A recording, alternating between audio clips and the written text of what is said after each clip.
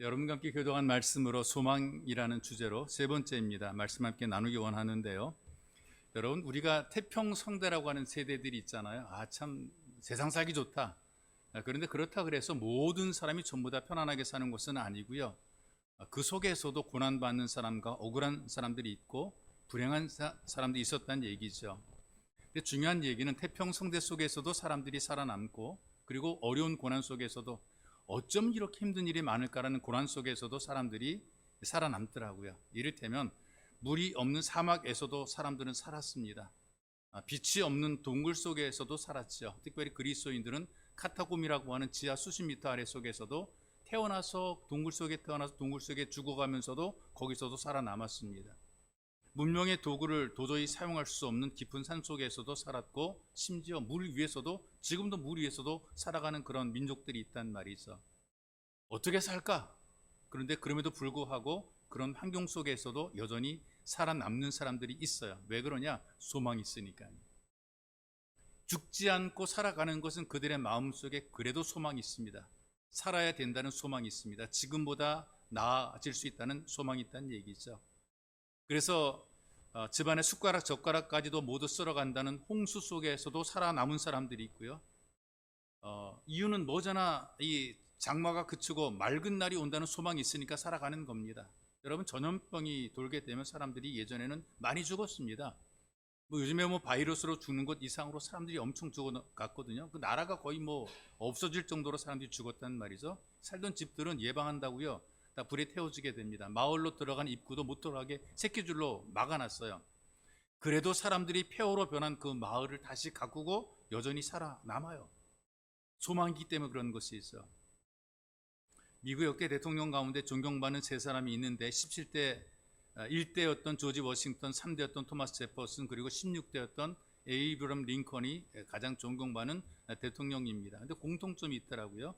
독실한 기독교인들, 신앙인이었다. 그리고 성경을 가장 가까이 했던 사람들이었고, 그리고 언제나 소망을 가지고 도전했던 사람들이었다. 이렇게 그 역사학자들이 기록을 하고 있습니다. 근데 이 소망을 무엇으로 삼았는가? 예수님을 소망으로 삼은 사람들이죠. 그 사람들이 어떤 권력이나 돈이나 이런 배경을 소망 삼은 것이 아니고요, 예수를 소망으로 삼아서 나라를 부강하게 만들었다는 얘기입니다. 특별히 그들 가운데에 그 3대 대통령이었던 토마스 제퍼슨은 대통령이 될 수 있는 동기가 어떤 거냐면은, 그 고향인 버지니아 주에서 패트릭 헨리라는 사람이 그 연설하는 연설을 듣고 사람이 변화가 됐습니다. 이 패트릭 헨리가 외쳤던 그 메시지가 뭐냐? 자유가 아니면 죽음을 달라라는 그런 제목으로 대중 연설했는데, 연설의 내용은 다른 것이 아니고요, 성경 내용입니다. 이스라엘 백성들이 출애굽하는 것을 예로 들었어요. 그리고 출애굽한 것이 그들의 힘이었는가? 아니었다. 하나님이 그들을 도왔기 때문에, 하나님께서 그들의 소망이 되었기 때문에 그들이 하나님을 소망 삼아서 하나님을 바라보고 나왔다. 이제 그런 내용인 것이죠. 그 연설에 제퍼슨이 감동이 되었어요. 그래서 미국 독립 선언문의 기초를 만들어냈고, 지금 미국의 수도가 워싱턴인데 워싱턴으로 수도를 옮긴 사람입니다. 그리고 루이지애나 주를 프랑스로부터 돈을 주고 샀어요. 오늘의 미국이라는 나라의 기초를 만들었던 굉장히 탁월한 대통령입니다. 독립선언서를 만들 때에 3일을 간절히 기도를 했다 그래요. 그 중에서 깨달은 것이 어떤 것인가? 오직 예수만이 미국의 희망이다 그랬어요. 예수만이. 강력한 군사력이 힘이 되는 것도 아니고 정치력이 힘이 되는 것이 아니라 예수만이 이 민족, 이 나라의 소망이다, 그렇게 얘기를 했어요. 그래서 미국의 정체성, 미국 국민의 정신을 지탱해 나갈 수 있는 힘과 소망은 오직 예수밖에 없다라고 이렇게 얘기를 했다는 것이죠. 그래서 결국은 미국을 움직이는 핵심 정신이, 그건 다른 것이 아니라 청교도라고 하는 예수 그리스도를 믿는 신앙 중심으로 미국의 어떤 핵심 정치가 움직여지고 있다는 얘기죠. 여러분과 제가 사는 세상은 굉장히 빠르게 급속도로 바뀌죠. 가치관이 바뀌게 됩니다. 문화나 도덕의 기준도 많이 바뀌어지게 됩니다. 우리가 원래 살아가면서 우리는 우리 위주로 살아갑니다. 우리 편한 쪽으로 그 모든 문화도 만들어지게 되고 모든 과학도 만들어지게 되거든요. 우리의 본능을 충족시키는 쪽으로 만들어지게 돼요. 거기에 소망을 걸고 살아가는 거죠. 그러니까 세상이 이렇게 변하면 좋겠다, 이렇게 만들어지면 좋겠다라고 하는데, 그런 변화들 때문에 지금 이렇게 만들어지고 있는 세상인데, 아무리 이렇게 좋다고 저렇게 좋다고 그래도 예수 그리스도만이 바로 인류의 소망이라는 사실은 변함이 없다는 것입니다. 이것만큼은 예나 지금이나 변함이 없이 성경은 그때부터 지금까지 계속해서 예수만이 우리의 소망이라는 사실을 계속 강조해 주고 있어요. 예수만이 우리의 믿음의 대상입니다. 우리가 의지할 수 있는 대상입니다. 예수님만 우리가 붙잡을 수 있는 대상입니다. 우리가 기대할 수 있는 것도 예수밖에 없습니다. 예수님만이 우리가 소망할 수 있는 그런 대상이 되는 거죠. 사람들은 이 땅에 태어날 때부터 근본적으로 우리 본능 속에 소망을 가지고 태어난다는 것. 소망의 존재라. 에릭 프롬이라고 하는 그 철학 심리학자가 사람이 어떤 존재냐? 소망의 존재라고 정리를 했단 말이에요. 소망 때문에 살고 소망으로 살아가는 사람. 그러니까 소망이 없으면 뭐 무슨 짓을 저지를지 모른다는 겁니다. 막 살아간다는 얘기죠. 내가 사람으로 인생이 좀 좋게 만들어 내 인생의 미래가 좋아질 것이라는 이런 기대나 소망이 없게 되면 짐승처럼 살아갈 수밖에 없는 게 인간이란 얘기예요. 여러분과 제가 누리는 이 모든 문명의 기술, 이런 모든 것들은 전부 다 소망을 가진 사람들의 꿈에 의해서 만들어지게 된 거죠. 소망을 가지고 노력했던 사람들이 지금 여러분과 제가 누리는 이 문명을 만들어낸 거예요. 그런데 이 하나님께서 이 땅의 사람들을 소망의 존재로 만들어 놓으셨는데 범죄하고 타락한 이후에는 그 소망, 근본적인 이 소망이 사라지게 되고 눈에 보이는 소망, 잠깐 있다가 사라지는 소망에 목숨을 걸고 살아가는 그런 세상이 된 것이고, 그래도 한 번 좀 살아보려고 애를 쓰는데 죽음으로 끝나버리게 말하게 되니까 허망하게 된 것이란 말이죠. 그런데 이런 세상 속에서 예수님께서 우리의 소망이 되시는데 부활을 통해서 우리의 소망이 되셨고, 이걸 우리는 이 예수를 믿음으로 은혜를 입고 구원받는 것을 성경은 우리들에게 구원이라 얘기를 하고, 예수님에 대한 정체를 소개할 때 예수님만이 생명이고 길이고 진리라고 우리에게 예수님의 정체를 우리에게 소개해 주고 있습니다. 그리고 이 바울이 우리들에게 예수 그리스도가 소망이라고 말할 그때가 어떤 때냐 하면요, 굉장히 힘들고 어려운 환경과 조건 속에 이 메시지가 기록이 돼 있었습니다. 그 당시에 로마 역사가가 테시터스라는 사람이 기록한 내용이 이런 내용입니다. 이 시대는 평화로운 때마저 잔인했었다. 그러니까 사람이 만든 어떤 그 소망의 나라가 어떤 나라인가를 역사가가 기록해 놓은 거예요. 네 사람의 황제가 칼에 맞아 비운의 최후를 맞이했고 세 번의 내란이 있었다. 또한 여러 번의 외국과의 전쟁이 있었고 내란과 외란이 동시에 일어난 적도 있었다. 로마는 잇따른 화재로 황폐해지고 가장 유서 깊은 사원이 소실되고 바로 수도 그 자체인 로마인의 손에 의해서 불바다가 되기도 하였다. 어떤 자는 승려의 직분이나 집정관의 직책에서, 또 어떤 자는 지방장관의 직위에서, 황제의 배후에서 나름대로 자기의 사복을 채웠다.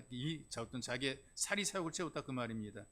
노예는 뇌물을 써서 주인을 배반했고 노예의 신분을 벗은 자유민은 자기의 은인을 배반했다. 그리고 적이 없는 착한 사람도 친한 친구로부터 배반을 당했다. 이런 그 기록을 써놓고 평가를 어떻게 했는 줄 아십니까? 도리가 무너지고 신뢰는 깨지고 소망이 끊어진 사회, 이런 사회를 살고 있는 사람들에게 예수 그리스도만이 소망이라는 사실을 선포했다는 얘기죠. 이 말의 의미는 우리가 이렇게 설명합니다. 당신들은 왜 살아야 됩니까? 물어보게 되면은 내가 꼭 살아가야 될 이유에 대해서 분명히 말하는 사람들이 많지가 않습니다. 그런데 예수님께서 우리의 소망이 되셨을 때에 왜 살아야 되는지 삶의 이유를 예수님 때문에 알게 되었고, 살 수 있는 힘을 예수님으로 말미암아 공급받게 되었고, 그리고 심지어 필요하면 죽을 수 있는 용기까지도 예수를 통해서 받았다. 그래서 죄와 슬픔을 이기는 삶을 살게 만들어준 분이 바로 예수 그리스도이기에 예수님만이 우리의 소망이 된다. 예수님만이 우리들에게 살 이유를 주시고 살 힘을 주시고 필요하면 죽을 수 있는 용기도 주신 분이라 그 말이에요. 그래서 예수님만이 우리들에게 절망을 이긴 참된 소망이 됐습니다. 이유가 뭐냐? 그 첫 번째는 예수님께서 인류 역사의 중심이 되시기 때문에 그렇습니다. 여러분, 그 지구촌에서 살아가는 인구 한 70억 명을 지금 넘어선다 그래요. 이 많은 사람들이 예수님께서 역사의 중심이라는 사실을 아는 사람들은 그리 많지 않습니다. 그냥 생각 없이 연대를 쓰고 있잖아요. 우리가 지금 사용하는 연대 있잖아요. 2026년 서기 2026년 AD 2026년 이렇게 쓰고 있단 말이죠. 예수님께서 탄생하신 지 2026년이 지났다, 그런 의미가 있습니다. 그 전에 역사 없었는, 그 전에 역사는 있었죠. 예수님 태어나기 전, 기원 전이라고 얘기를 해요. 기원 전 역사가 있습니다. 그렇다면 예수님이 이 땅에 오시는 것을 통해서 예수님 전의 역사와 예수님 이후의 역사가 만들어지게 된 것으로 예수님이 오심을 통해서 지구의 역사를 반으로 가르는 역사의 중심이 되는 그런 역할을, 주인공이 되는 역할을 예수님께서 하신 거란 말이죠. 그런데 사람들은 예수님께서 왔는지 안 왔는지 관심도 없단 말이에요. 역사의 주인공이 예수님이신데 예수님 없이는 역사가 안 만들어지잖아요. 서기 2026년, 기원 후 2026년 이게 어떻게 만들어집니까? 예수님이 오셔서 이게 만들어진 거란 말이에요. 사람들은 역사와 문명을 만들고 기록하고 발전시켰습니다. 그런데 예수님 없이 만들어진 역사는 없다는 것이 있어. 성경에 보게 되면 예수님께서 언제부터 존재하셨는가?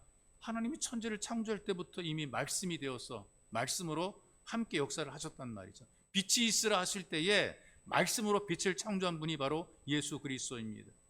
성경이 예수님을 뭐라고 표현합니까? 알파와 오메가라 그랬거든요. 처음과 나중이라 그랬어요. 예수님이 2000년 전에만 오신 분이 아니라 역사 속에 들어온 바로 그 예수는 처음과 나중이 되신 천지 만물의 창조주가 되신 분이고 모든 역사 속에 주인공이 된 분이라 이 말이 있어.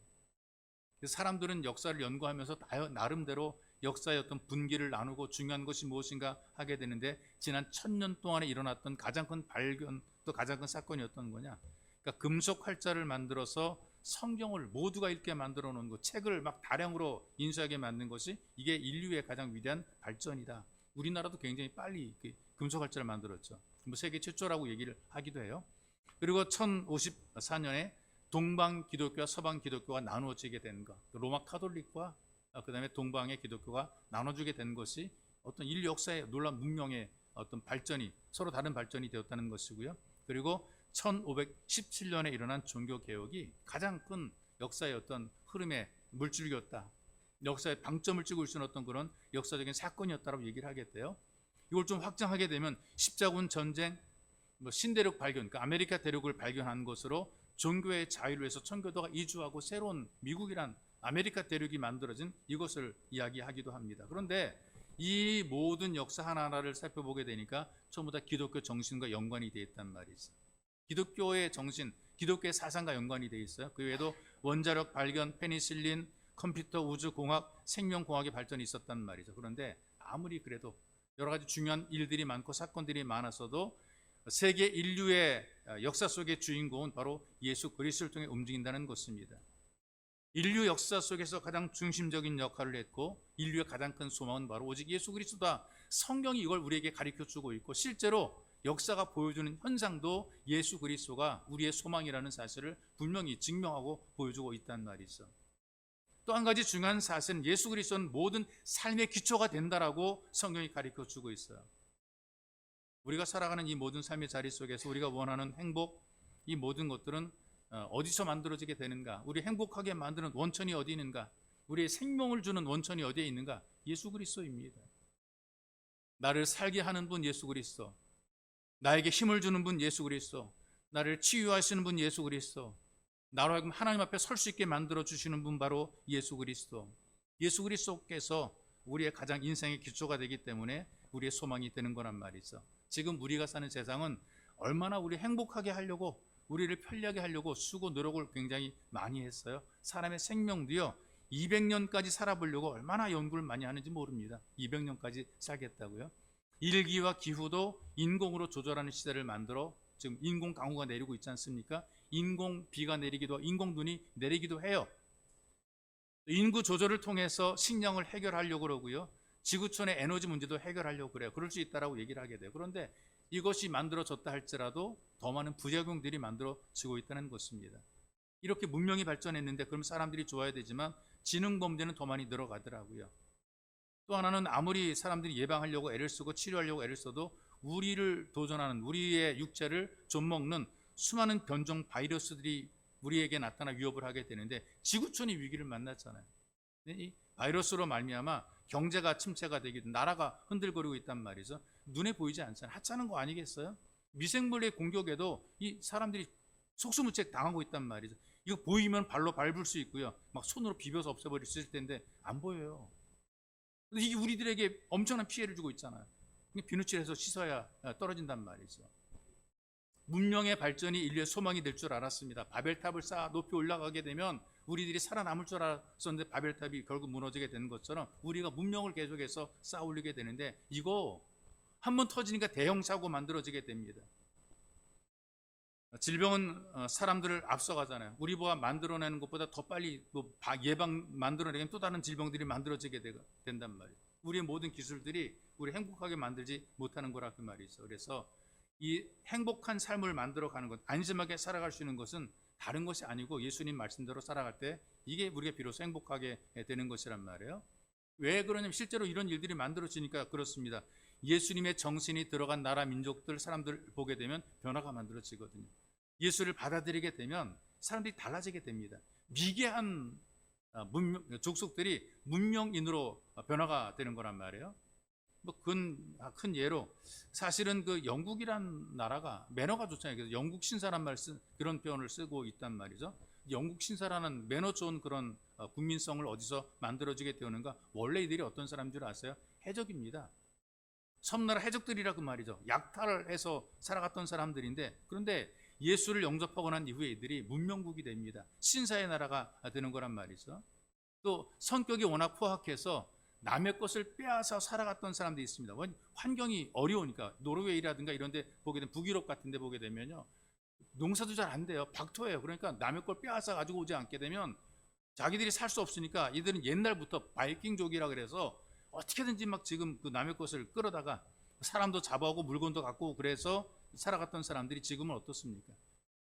북유럽의 문명 국가가 되지 않았습니까? 인권을 유린하고 사람을 짐승처럼 부리던 주인과 종들이 예수님 때문에 형제가 되는 것을 봅니다.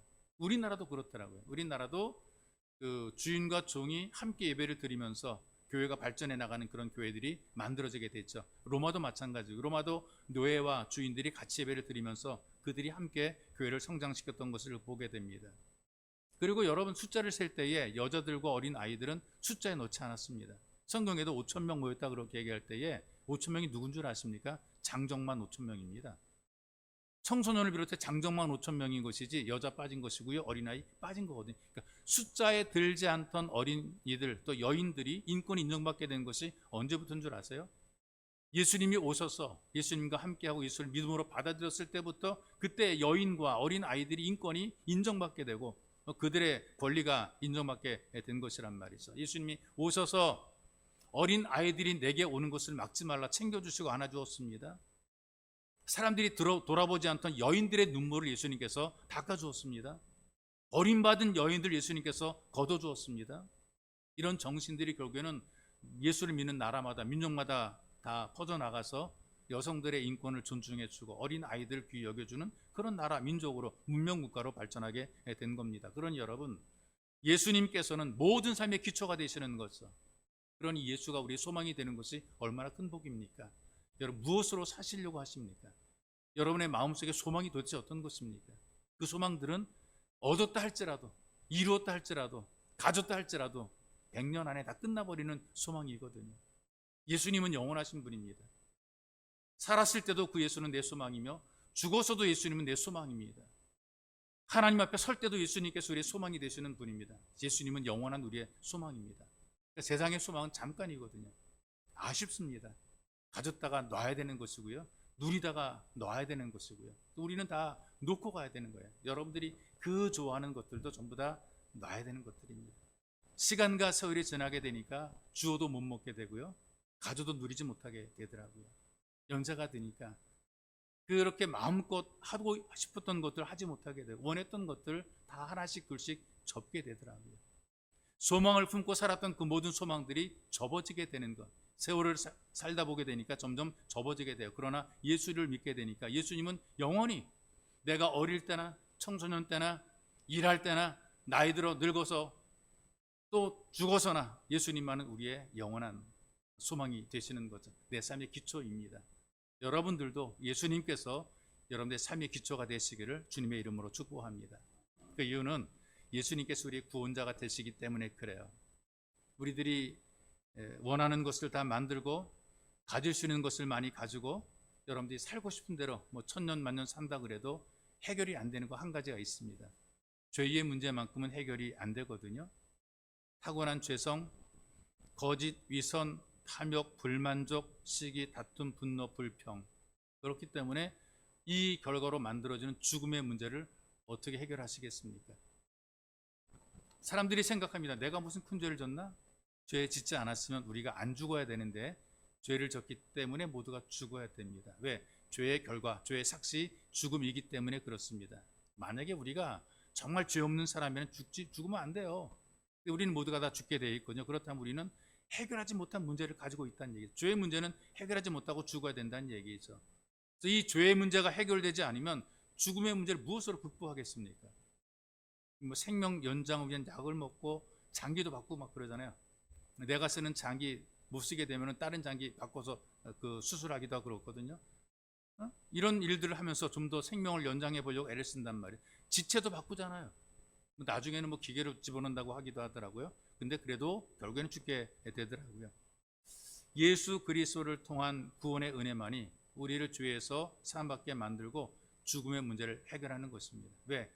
내가 죽어야 될 그 죽음에 대해서, 내가 저주받을 저주에 대해서 예수님께서 다 지불해 놓았기 때문에, 죄의 문제를 해결했기 때문에 그렇습니다.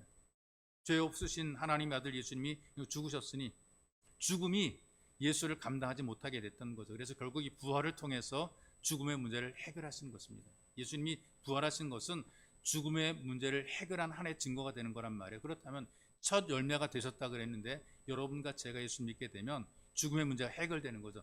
첫 열매인 예수를 따라서 우리가 계속 열매가 되기 때문에 그렇습니다. 여러분 예수를 믿음으로 죽음의 문제와 죄의 문제가 해결이 됩니다. 그래서 우리는 살아도 산 것이고 죽어도 산 것이에요. 이걸 우리들이 자신감을 가지고 살아가야 되는 겁니다. 나는 살아도 산 것이고 죽어도 산 것이다. 성경이 우리에게 가르쳐주는 원리예요. 여러분 당당하게 인생을 사셔야 됩니다. 예수님께서 우리의 소망이 되시기 때문에 그렇단 말이죠. 십자가 위에서 구원의 문을 열어놓으시고 믿는 사람들에게 하나님의 자녀가 되는 우리의 신분을 만들어 주시고 우리의 신분을 상승시켜 주었습니다. 하나님 나라의 시민권을 소유하고 이 땅을 살게 만들어 놓은 거죠. 그래서 바울은 이런 얘기 하잖아요. 우리가 이 땅에서 땅 딛고 살지만 그러나 진짜 우리 시민권은 하늘에 있다. 이것이 우리의 자신감이 된다면 우리가 이 땅에 살면서 쫄 것도 없고 두려울 것도 없고 겁날 것도 없고 우리는 언제나 당당하게 살아갈 수가 있다는 얘기죠. 왜? 나를 보장해 주는 든든한 신분이 있습니다. 내게는 하나님 나라의 시민권이 있다는 얘기죠. 확실하게 보장된 시민권. 그래서 우리가 이 땅에 살아갈 때에 당당한 모습을 가지고 우리가 살 수가 있습니다. 바로 이 소망을 나누는 것이 교회가 되고 예수님께서는 우리의 소망이 되시고 이 소망의 참된 증인은 바로 예수 믿는 여러분들이 되십니다. 예수 그리스도가 여러분들의 소망이 되고 모든 인생 삶 속에 예수만이 소망이라는 사실을 믿고 기대하면서 소망의 근원으로 삼으시기를 주님의 이름으로 축복합니다. 좋으신 하나님 고맙습니다. 우리들에게 이 땅을 살아가면서 정말 예수를 믿도록 은혜를 베푸시니 너무나 고맙습니다. 우리가 남보다 잘나고 똑똑하고 위대해서 예수를 믿게 된 것이 아니라 하나님의 크신 은혜로 예수를 믿게 되었기에 너무나 고맙습니다. 아무리 설명해도 믿지 못하고 믿을 수 없는 예수를 우리가 받아들이고 믿게 하셔서 하나님의 자녀로 살게 하시니 너무나 고맙고 감사합니다. 이 믿음을 지켜나가게 도와주시고 이 땅에 살아가면서 눈에 보이는 다른 것들, 사라질 것들을 소망으로 삼지 말고 오직 예수 그리스도를 우리 소망으로 삼아 사나 죽으나 오직 예수의 것으로 살아갈 수 있도록 은혜를 베풀어 주옵소서. 이 땅에 살 때도 예수님을 소망으로 삼아 살게 도와주시고 하나님 앞에 갈 때도 예수님이 우리의 소망이 되어서 하나님 앞에 설 수 있도록 우리를 도와주옵소서. 소망이 되시는 예수 그리스도의 이름으로 기도하옵나이다. 아멘.